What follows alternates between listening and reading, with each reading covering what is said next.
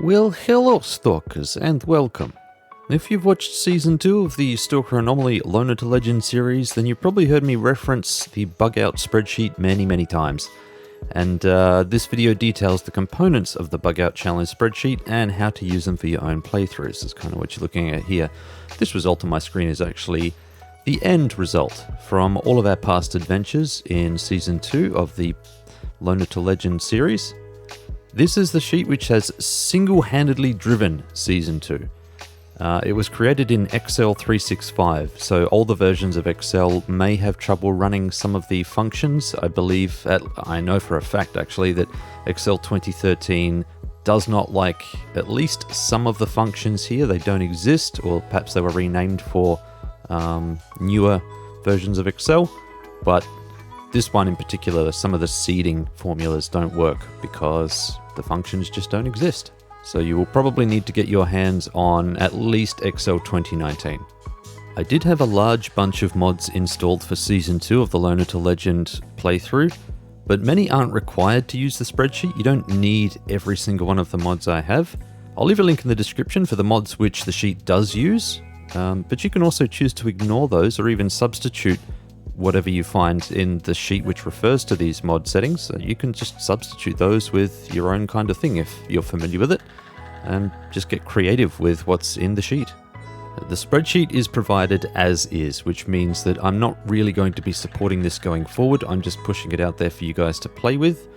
There will probably be some errors. It's not exhaustively tested, and it's also not perfectly optimized. I have tweaked it as the series went on, Season 2 of the Loner to Legend playthrough, but it isn't what I would consider properly optimized. It hasn't been pressure tested in that way.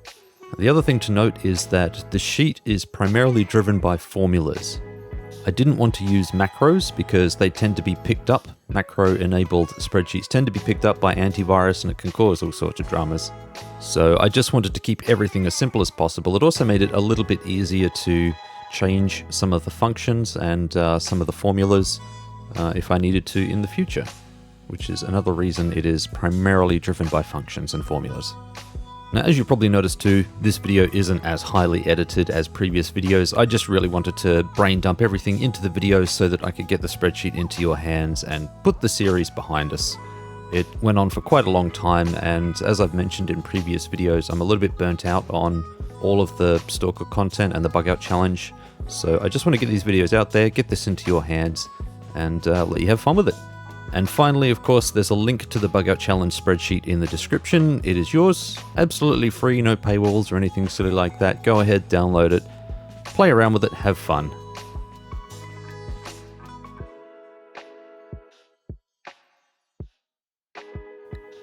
Before we go too far into detail on each of the sheets, I'll just outline how to set up the Bugout shelter, because this is what kicks everything off.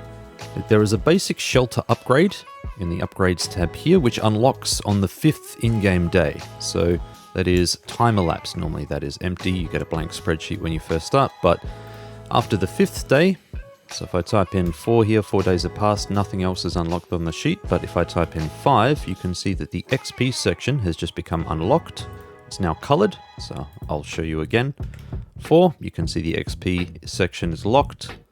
5, XP section is available. So on the 5th day is when the magic happens and things start to open up for you. Under the Upgrades tab, you will find that there is an active recipe, and I will recommend filtering on the active column. I'll talk more about that later. But there is an active recipe here for the basic shelter. And this, I'm going to set that now. This is what kicks off the challenge. So on the 5th day, you are given a new upgrade, which is the basic shelter, establishing your Bugout shelter. And you need to collect all of these components to begin the Bugout challenge. The Bugout shelter itself can be located pretty much anywhere in the zone, but it should be ideally out of the way and not a checkpoint that factions normally congregate at or try to guard. It can even be an isolated patch of wilderness stuck in the corner of a map somewhere. As long as it's out of the way and it's considered off the beaten track, then it's probably not a bad selection for a Bugout shelter. Although you probably want to consider things like protection from emissions and psi storms as well. The basic shelter is one of the more unique upgrades in that instead of spending all of these items like you would normally do, as you've seen me do throughout the Bugout challenge, instead of spending them by discarding them into a trash stash, you actually set the backpack items on the ground, along with the camping tent and the sleeping bag. And these backpacks form a core set of stash areas that you will be putting all of your resources that you need to collect for your Bugout Shelter challenge. There is actually more, just a little reminder on the info tab in the spreadsheet as well, a little bit more information on what each of the backpacks need to do. You've got 7 backpacks, one for each category in the supplies sheet. You have a backpack for spent items, which is effectively your trash stash, and one for personal items. Personal items is anything which doesn't need to be in any of the Bugout Shelter resource stashes, or other things like weapon and armor upgrades, sellables, other components that aren't counted towards the challenge itself. And if we go to the supply sheet, you'll see exactly what I mean. Let me just resize that a little bit. So you've got the food category. This is one stash. Medical items is another stash. Comfort items, these are all color-coded to make it nice and easy. The armory, which includes not only guns and armor, but also ammo. Artifacts, as its own separate stash. Tools, and resources. 1, 2, 3, 4, 5, 6, 7. 7 stashes, 7 resource stashes is where you'll be putting all of these components into. It's important to keep in mind that your trash stash is purely for discarded items. They are considered spent and used. You never get to go into the trash stash and recover stuff from it. Once it's in there, it's basically out of the game, it's gone. And for anyone who knows how to use the console commands, feel free to delete those items permanently. Another quick note about establishing the Bugout Shelter. You can't initially fast travel using backpacks. That is a locked ability as part of the challenge, which can be unlocked by crafting upgrades, specific upgrades, which will allow you to not only travel by backpack, but also create stashes across each of the maps. Furthermore, the number of personal stashes that you can have in each map is limited, and that can be extended by crafting specific shelter upgrades, so up to a maximum of 4 stashes per map. And the limit doesn't include the Bugout Shelter map either. That's considered a completely separate thing. So it's independent of the Bugout Shelter.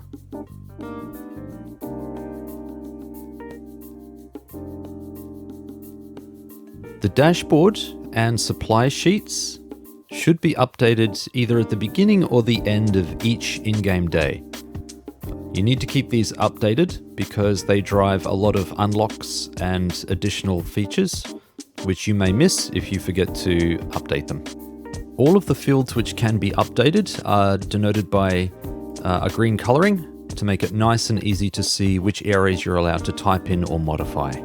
So for example, this task ID, I can delete that, or I can put in another task ID and it will safely update. Trying to change any other cell which isn't colored green could potentially break some of the formulas. So for example, the task description here, or even the mandatory field, these are all driven by formulas. If you modify these, you will break the sheet, unless you know what you're doing. It's also worth noting too that some of these green sections are actually drop-down boxes. So you can see this one in particular gives you a selection of things along with the mood. So our companion personality, mood, and health all have values in drop-down boxes. You must select one of these rather than typing into those fields. And having said all of that, I would strongly recommend that when you first download the Bugout Challenge spreadsheet, make a copy of it and just have that sitting off to the side just in case. Finally, there's no Google Sheets version of this spreadsheet. This is because Google Sheets doesn't have nearly as much flexibility as Excel does. It doesn't have the range of formulas required in order to make the sheet function properly, and it's just not possible to do much of the advanced stuff that can be done inside Excel. So apologies to anyone who's using Google Sheets.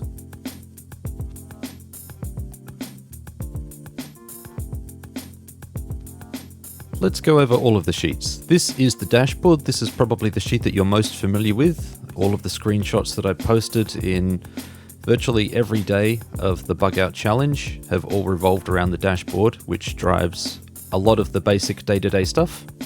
You can see that this is a fully unlocked, almost a fully unlocked. There are still a few categories here which are locked. We never unlocked those as part of the season, but the rest of the sheet is unlocked and it is all color coded to make it nice and easy to see what everything is. And there is a legend at the top which explains at a glance what each of these categories are.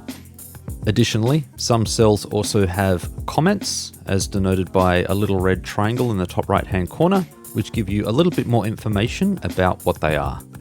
This is what the Bugout Shelter spreadsheet looks like when you first get your hands on it and it hasn't been touched.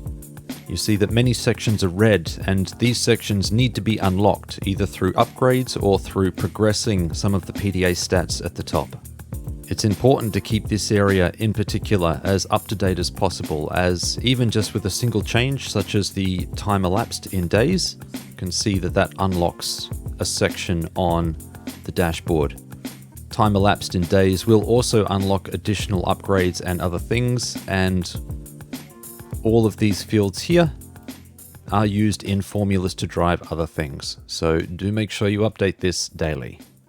The XP section, which is the blue section in the top right hand corner of the spreadsheet over here, if you can see my mouse hopefully, contains a number of separate areas: medical, shelter, combat, resilience, food and water, knowledge, and resources. This XP is earned from daily challenges, and whenever you complete daily challenges, you get the XP reward. You add it to the existing pool in the XP section up here. This isn't automated. This is a manual entry. It is completely up to you to make sure that these are maintained. So do make sure that you stay on top of your daily challenges and that you record their results appropriately. It's worth noting that the PDA stats directly relate to fields inside your PDA, and these should be relatively easy to find. They should be very easily found on the statistics tab of your PDA. Some of these things like money can be found in other areas as well, and your rank can also be found on your relations tab and your ranking within the Stalker universe.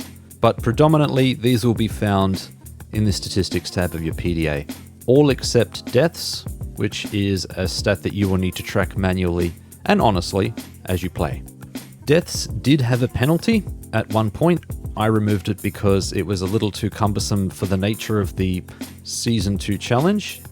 There is currently no penalty for deaths, so you could potentially ignore this field if you wanted to, although it could just be a bragging right if you want to track it and you happen to be doing particularly well.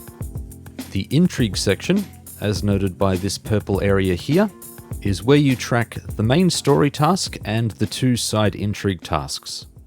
As you progress through each of these tasks, don't forget to update the step that you're up to. Each step will direct you on which ID you need to go to next in order to progress your story. These should be updated as soon as your story beat changes, as soon as you've progressed a certain component of the story. You need to update these immediately because they do unlock, or some of them can unlock upgrades and other features, and failure to update them here on the dashboard will result on these things never appearing for you. It's also worth noting that the two side tasks are initially locked even when the main task is active. You need to unlock these by doing specific things, which I won't spoil, but they are pretty obvious. Before we go further, I need to explain seeding. The challenge and event areas both require seeding each day in order to re-roll new challenges and new events. The way seeding works is that a number is picked at random from each of the tables which hold all of the daily challenges and all of the events. It basically randomly picks one of these from each of those tables, and it spits out an ID number. This happens every time you refresh the spreadsheet, so that means if you close the spreadsheet and reopen, this number will reseed, and if you press F9, you can see that the number changes. And it's changed for all of these columns here. It's a random number generator based on all of the IDs in the daily challenge and event tables. Each day, for each challenge and for the event as well, you'll need to re-roll the seed. So I press F9 to refresh it. I get 69, because of course I do. I then need to go to the daily challenge sheet, and I need to look up ID 69, which is this one here, and I need to check whether it is active. This is the active column here for each of the daily challenges. I need to check if it's active. Challenges will become active or inactive based on specific criteria that you meet or may not meet. Once I've confirmed that the daily challenge is active, I go back to the dashboard and I type that seed ID number into the ID field, the green ID field for that challenge. And you can see that it updates the task, whether it's mandatory, and the rewards. If you roll a seed, which happens to not be active, if it has an N in this column for no, you must go back to the dashboard and re-roll the seed. And try again. We check number 17. We see that this one is active. If it wasn't active, we would go back to the dashboard, re-roll the seed, and continue to do this until we get an active daily challenge. The first active daily challenge that we get, we put the ID into the challenge ID field, and this all populates out. You do this for every single daily challenge which is unlocked. It is possible to have only a handful of daily challenge slots unlocked. You will need to unlock the others by other means. The event follows a similar pattern. Each day, you update the seed. I press F9, and you can see that the seed has updated. I then check the events table for ID 68.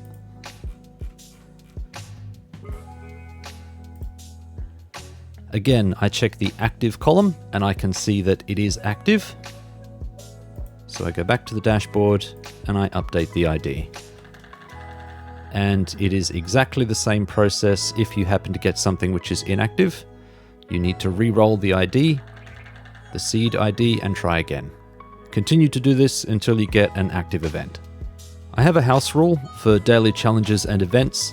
If I roll a daily challenge or an event which was used in the previous day, I do a re-roll. That's completely up to you. That's just a house rule that I've implemented for myself to keep everything feeling fresh. If you feel like you're happy with daily challenges replicating over from day to day, if they just randomly happen to roll on back-to-back days, then you go right ahead and play it that way. That is completely up to you. Same with events. The reason they must be done this way is because if I put a random number into this field, if I just calculated everything off the random number, every time you close the sheet and reopen it, that number would change. So if you're in the middle of doing these daily challenges and you shut down for the night, went to bed, came back the next day and opened this spreadsheet, this number would be different. And so you'd be doing a completely different task. Obviously we don't want that, which is why you need to manually enter the ID into the challenge and event fields to lock it in. Since we're talking about daily challenges, you've just seen how to do each of the seeds, how to reseed all of the challenges every day. So let's go over them in detail. Each ID corresponds to a task in the daily challenge list, and the task identifies exactly what you must do or complete in order to consider this challenge completed. They should all be self-explanatory. If anything isn't, then you can use theater of the mind, and you can even interpret some of these challenges in different ways. And really, it's up to you how strict you'd like to be on each of the task criteria. The task also indicates whether it's mandatory. Mandatory tasks must be completed by the end of the day, or instead of getting the reward, which I'll cover next, you get a penalty based on the reward. The reward itself gives you XP, which you enter up into the XP section in the top right-hand corner up here. If you fail the challenge, if it's a mandatory challenge and you fail it, then instead of adding that XP reward, you subtract it from the XP area. The completed fields at the end are just purely for you keeping track of each challenge. You're welcome to put in anything you like in here, it doesn't really matter. For example, kill a total of 5 enemies with IEDs, you may manage to get 2, and then you get another 1 a little bit later. You just keep track of your fields here. Sell and repair a shotgun, yep, already done that.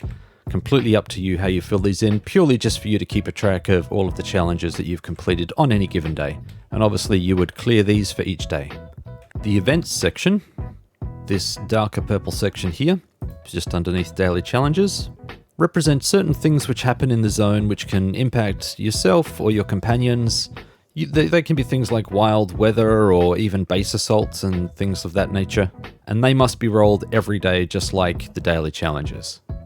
Unlike daily challenges, however, the action column for each event must be resolved immediately, and some of them also have a penalty if you don't resolve them quickly enough. The action will guide you specifically on what you need to do and whether there's a time frame for when you need to do it, so just keep a track of that.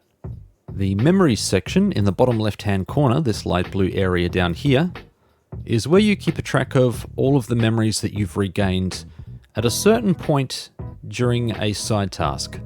You may unlock an activity which allows you to actively recover more of your memory over time, and each incremental gain is added to the memory bonus in the bottom. On top of that, there are certain key moments within one of the side task plots where you'll be directed to increase the recovery phase completed by 1, and you do that in this box here. As you recover more memories, more of the detail will be unlocked. If I drop this back to say 10%, you can see that all of my memories have disappeared. Let's bump it up to 25%. Okay, so we have one detail here.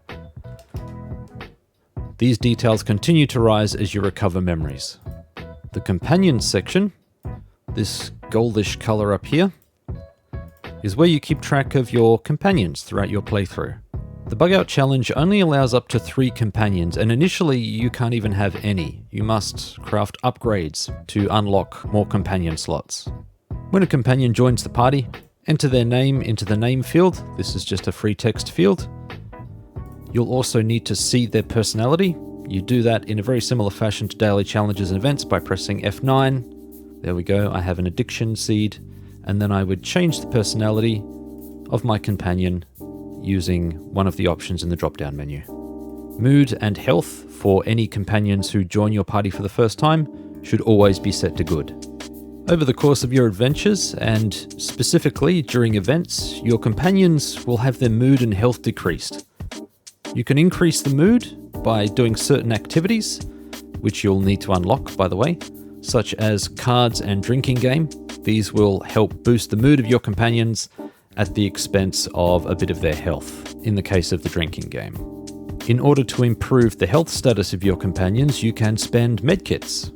A single medkit use is equal to 1 step on this ladder, so you continue progressing up, and obviously you can't go any higher than the highest tier, and you can't go any lower than the lowest option here as well. It's also worth noting that when your companion's health drops to bad, if you're directed to reduce health again, it instead gets taken off mood. If a companion dies under your leadership, make sure to increment the companion's died box here. When a companion dies or leaves your party, delete their name from the name field, reset the personality to normal, and make sure that the mood and health are set to normal as well. But you absolutely must delete their name from here because there are a number of other formulas which are driven off the name field, and anything that's populated in the name field will treat that particular companion as active. Activities, in this blue section on the right hand side, represent a limited number of actions that you can do each day. Activities reset every day, so typically after a long rest, and I count a long rest as going to sleep overnight, so 6 to 8 hours sleep, I suppose. Activities will appear here as they begin to become unlocked. Most of these will need to be unlocked via upgrades, but some will be unlocked with other narrative tasks and things which happen. So keep an eye out for anything which may potentially unlock more of these activities. When activities are initially unlocked and you have activities to choose from, the maximum number of uses that you have is 1. And you keep track of this in this little field here, uses left. There's nothing driven off of this field itself, it's just purely for your benefit to let you know when your action has been taken for the day.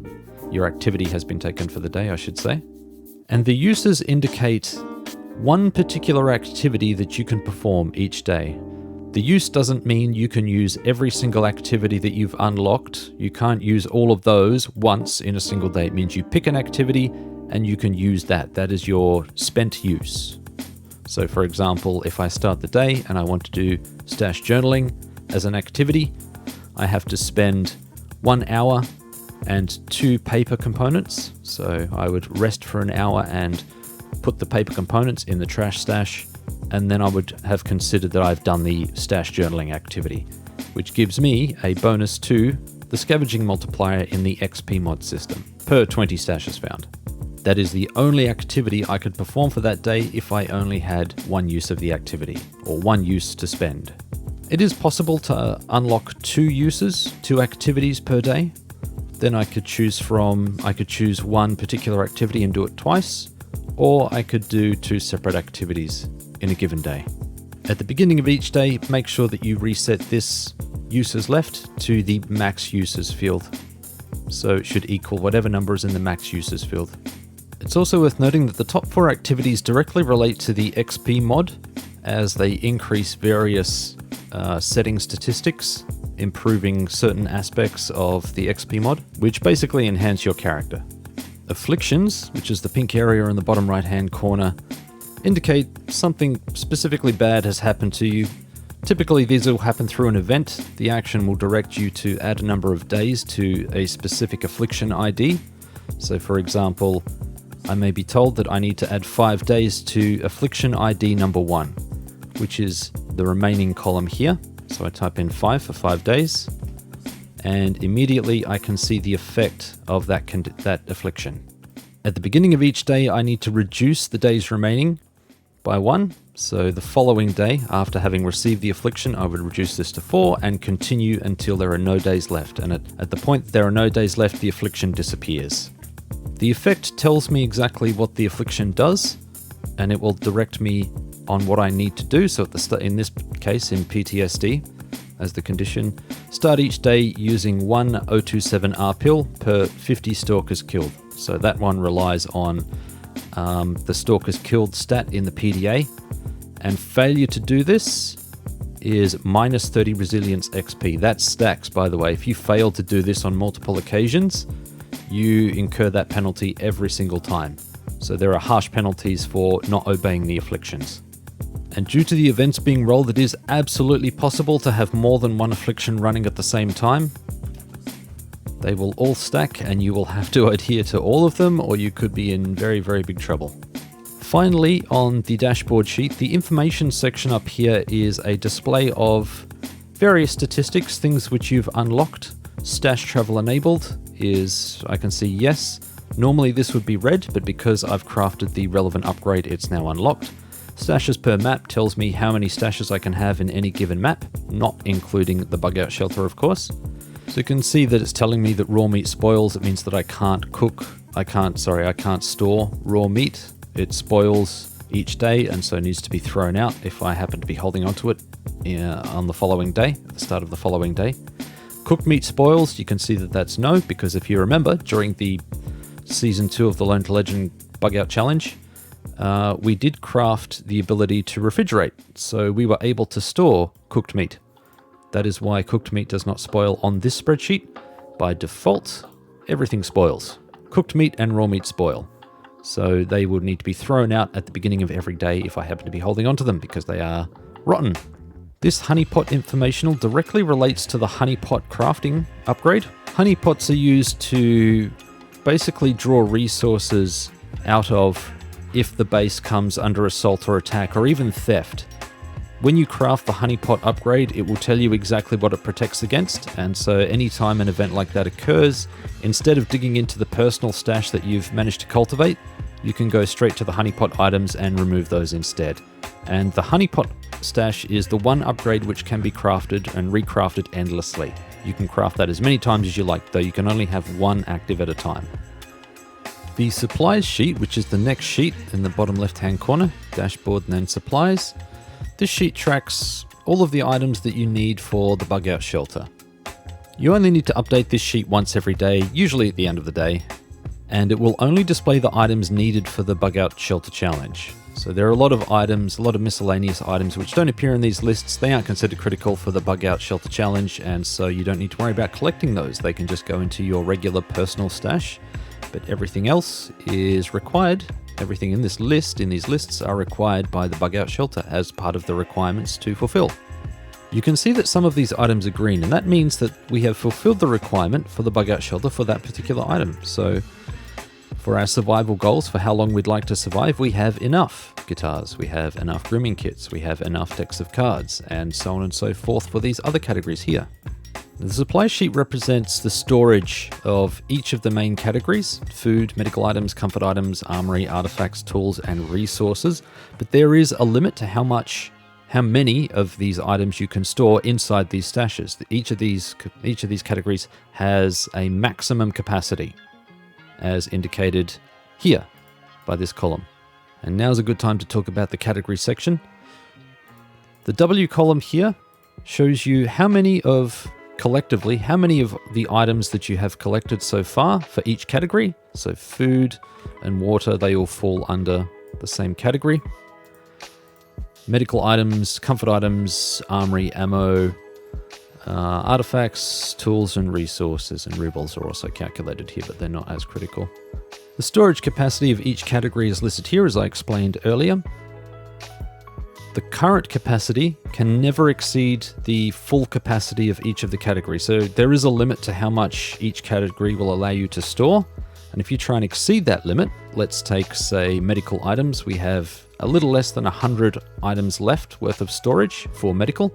If I try and add 100 items to here, so we'll make it 103, I get an error message. And that's because I'm trying to exceed the capacity. This stash won't allow me to do it. In order to increase the category stash, I would need to go into the upgrades, make sure that I've unlocked the recipes for upgrading each of the category stashes, and I would need to expand the category stashes, which adds more storage for items. If you know a little bit about Excel and you want to play around with the formulas and how much storage you get, this is the base storage. So this is how much storage you get for each category when you first craft your Bugout shelter. When you finish the basic shelter, this is how much base storage you will get for each of those categories. And the base multiplier is how much additional storage you get for every stash expansion upgrade you craft for each of those categories. You can play with these if you want to make it harsher or more lenient. It's completely up to you, but you don't need to touch any of these. Do not delete these numbers. They drive formulas and they will break those formulas, so do not delete these numbers. Finally, down the bottom here, we've got the lowest 10 resources, and this is just purely an FYI to give you an update on the sorts of resources or the items you might want to start collecting if you're trying to get your survival standards up to scratch. These are the categories which are lagging behind, the items which you have the least of and you need the most of in your shelter. Unlike seeding on the dashboard where you press F9 to automatically refresh, this will not refresh with an F9. Ordinarily, to update this list, you need to hold Control, Alt, and press F5. I'm not able to do it in the cloud version of Excel. It's throwing up an error for me, but trust me, it does work if you do it offline on a desktop app. Now finally, it's worth knowing that some items in this sheet come from specific mods. Again, all of the mods which this sheet uses, which are required for this sheet, I say required loosely because you can substitute these with other things if you really want to. But those mods will be listed in the description, so do go and check that out if you'd like to follow along, specifically using the items in this sheet list here. The upgrade sheet is where you'll find all of the custom crafting upgrades that I generated for the Bugout shelter playthrough. Once the Bugout shelter, the basic shelter, becomes unlocked, I would recommend that you set the active column to only filter on Y. So for example, if I go dashboard, 5 days elapsed. If I come back to the upgrades tab, if I go to active, I can see that there is now a Y option here. I unselect N, I only want to see active upgrades. And I can see that the basic shelter is listed here. I recommend that you do this as your first step. Obviously, I don't set it that way because you may have a different way that you like to organize your view, but that is my recommendation. It's worth noting that only active upgrades can be crafted. Inactive upgrades have not been discovered or unlocked yet and therefore can't be crafted. Once you've got the resources you need for a specific upgrade and it's active, you've got all of those resources collected, go ahead and transfer all of those resources into the trash stash. They are considered spent. You never see them again. They are gone. Delete them. And you get to unlock. You get to craft that specific upgrade. you modify the crafted. So let's take the basic shelter as an example. You change the crafted column to yes. And that is now considered crafted. It's important that you remember to set an upgrade to crafted when you've done it, or otherwise certain other upgrades may not be unlocked and it may not trigger other events which need to happen. So do remember to do that. The bonus field for each upgrade tells you exactly what you're going to get with the upgrade. So for example, unlocking the basic shelter, crafting the basic shelter, I should say, don't get unlock and crafted mixed up. Unlock means that it becomes active, crafted means that you've crafted it, funnily enough. Once you've crafted the basic shelter, you get a challenge slot unlocked. So challenge slot becomes available on the dashboard and you get 40 shelter XP. Now it's important to note that any XP which is unlocked as part of crafting an upgrade is automatically applied. You don't need to apply it manually on the dashboard like you do with daily challenges. And you even get a reminder up here in the bonus section. All XP bonuses are automatically applied. Do not enter them into the dashboard. If you're using the active filter, like I am here, I'm only filtering on the active items. When you've crafted something, this filter will not automatically update itself. So if I craft the basic shelter, that's now considered crafted. Crafting the basic shelter unlocks a bunch of other crafting recipes, but they won't appear here until you refresh the filter. And that's just as easy as clicking on the filter button itself and then hitting apply. You don't need to change anything here, just hit apply. Bang. We've got all of our new fresh upgrades which are unlocked and ready to be crafted. You can see that the stash expansion upgrades are all a little bit different in the crafted column. Instead of putting this to yes or no, you select how many times you've crafted this upgrade. So you increment it by 1 every time you craft an upgrade.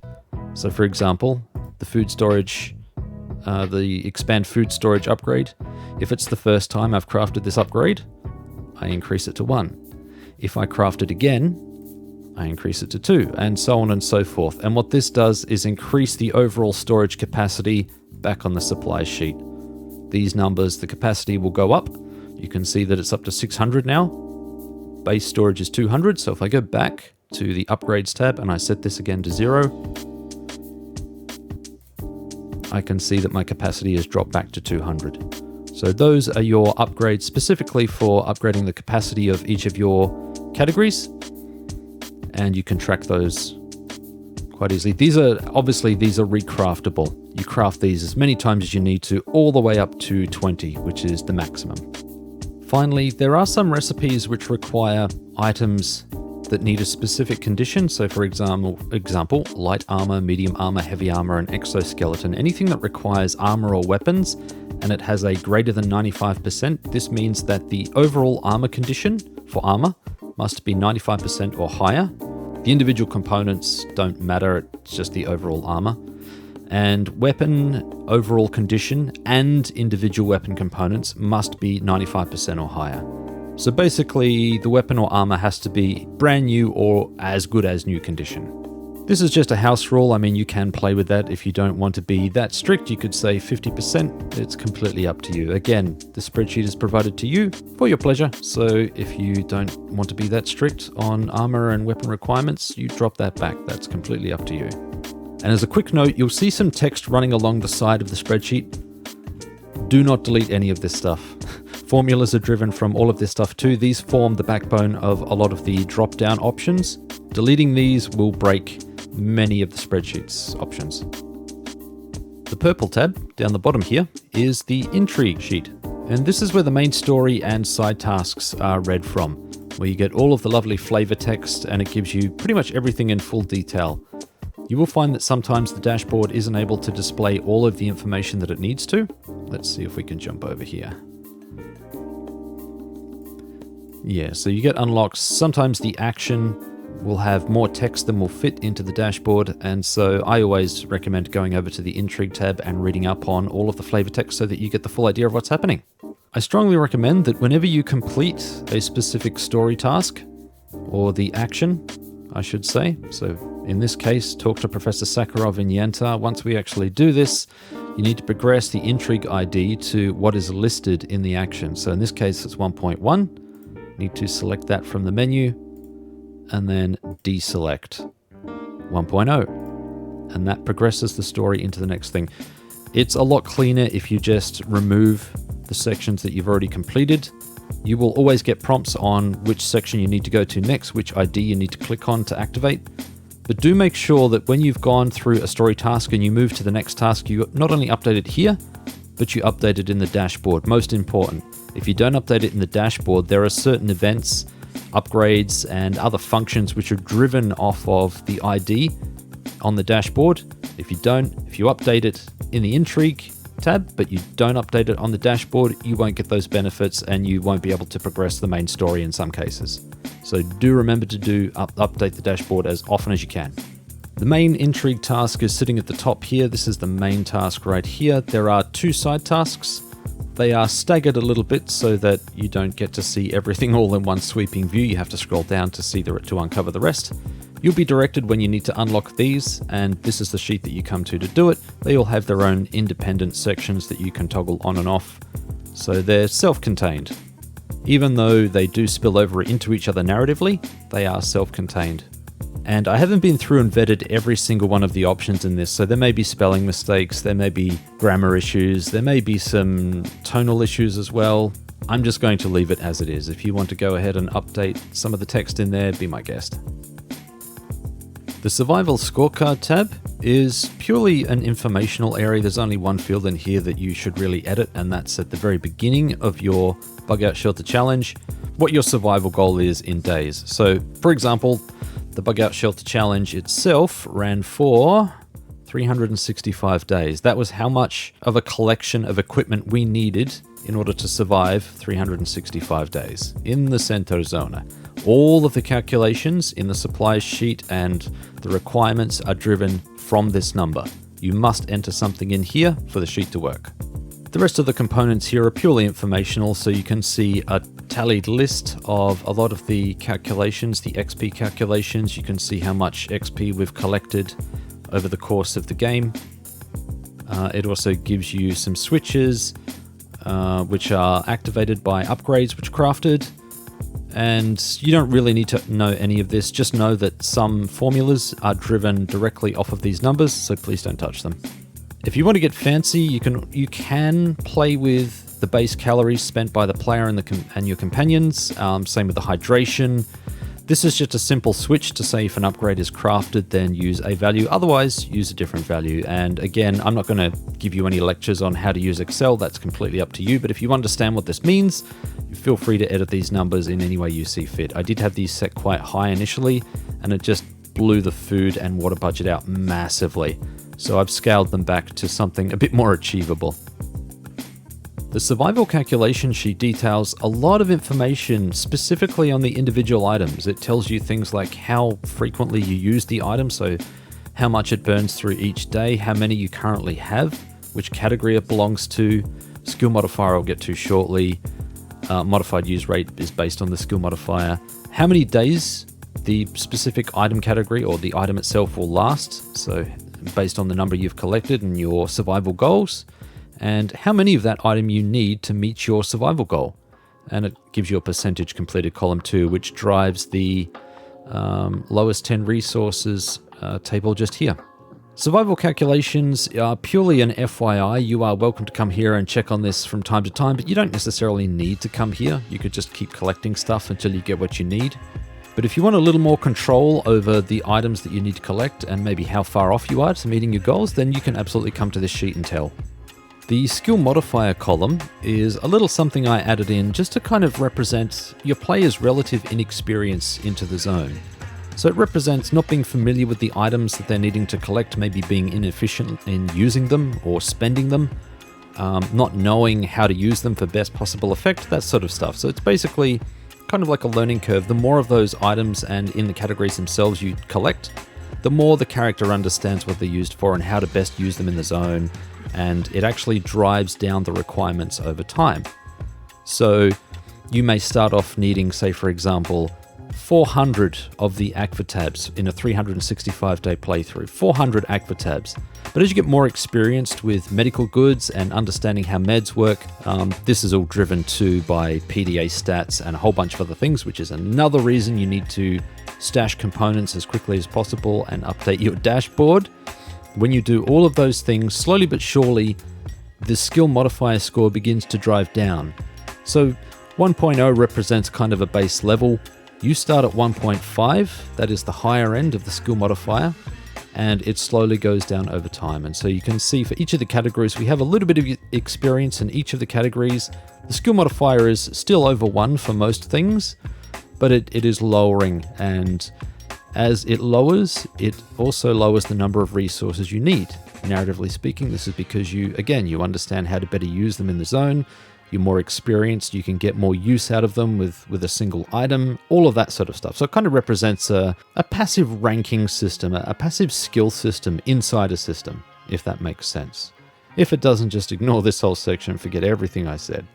If what I've said has sort of vibe with you a little bit and you want to play with it a bit more, the ceiling and the bottom for the skill modifiers are right here. Do not delete these values. The formulas drive off of them directly. You can, however, modify these values and it will update all of these components effectively. So say, for example, if I modify the top, let's push that down to say 1.1.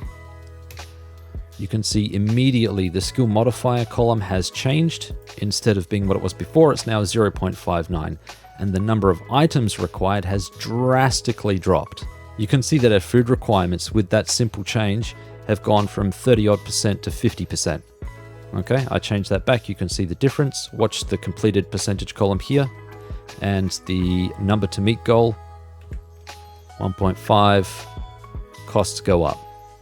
So this represents a relative inexperience and gaining experience over time with all of the items that you need. You can play with that figure, do with as you please. I would recommend not setting the volume too much, not setting the bottom too much below 0.5, or otherwise some of the requirements get really ridiculous and it just looks wrong. So I would say leave 0.75 as a minimum. Play with that if you really, really want to, but you can absolutely play with the ceiling and reduce your requirements that way, rather than having to edit each of the individual items.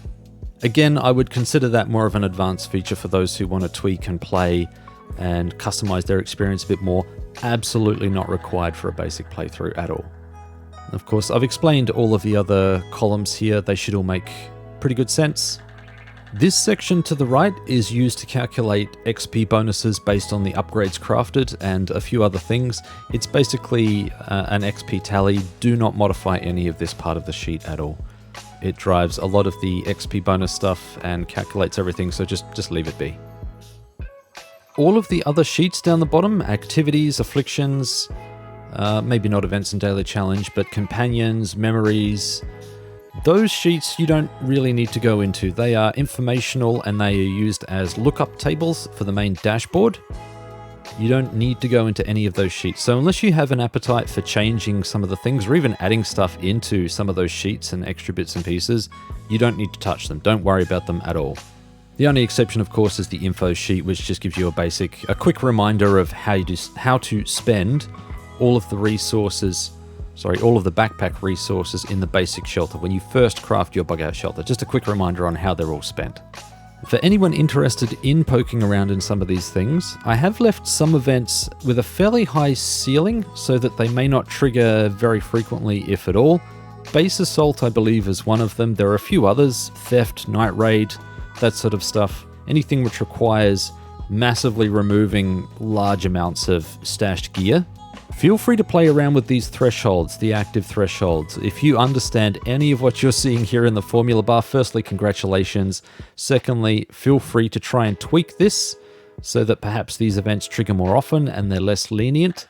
I deliberately took them out of the playthrough because having to redo large chunks of the Bugout shelter grind was just really not feasible and not something that was watchable in the long term. It would cause too much pain. But in your playthrough, you might want something different. So if that's you and this doesn't look like some sort of weird arcane symbolism, then feel free to tweak away. That is the Bugout Shelter Challenge spreadsheet. If you've got any questions, drop into the comments and let me know. Like I said, I'm largely going to float this out there as is. I don't plan on updating or modifying it in any way, shape, or form. So what you're getting is the air quotes final result. And I'm really releasing it here so that you can play around with all of the different components and just enjoy it at your own leisure. Feel free to modify, update, delete, you do whatever you like. Once you've got the sheet, it's yours to play with. So, ultimately, just have fun. That's what Stalker should be about. Until next time, friends. Good hunting, Stalker.